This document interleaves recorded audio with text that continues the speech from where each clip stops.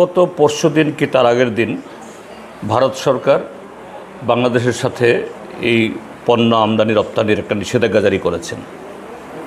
এটার কারণ হলো পেহেলগাম ঘটনার পরে যে উত্তেজনা হয়েছে পশ্চিম সীমান্তে, আর বাংলাদেশের যে বর্তমান সরকার তারাও সে উত্তেজনায় লাফাচ্ছে।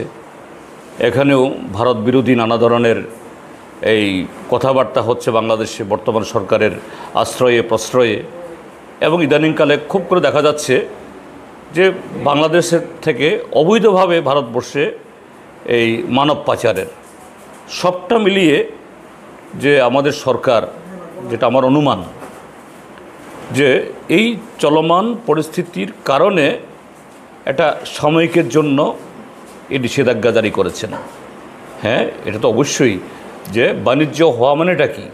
বাণিজ্য হওয়া মানে হলো অর্থনৈতিক লেনদেন এবং কর্মসংস্থানের সুযোগকে সম্প্রসারিত করা। এটা বন্ধ হওয়া তো ক্ষতি, এবং এই ক্ষতিটা শুধু আমাদের পারে না, ওই পারেও।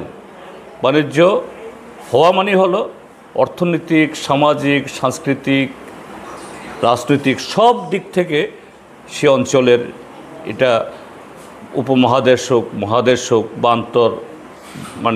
আন্তর্জাতিক আন্তঃমহাদেশ হোক, উপকার হয়, উপকৃত হন। কিন্তু এটা না হওয়াটা তো এটা তো ক্ষতিই হলো আমাদের জন্য।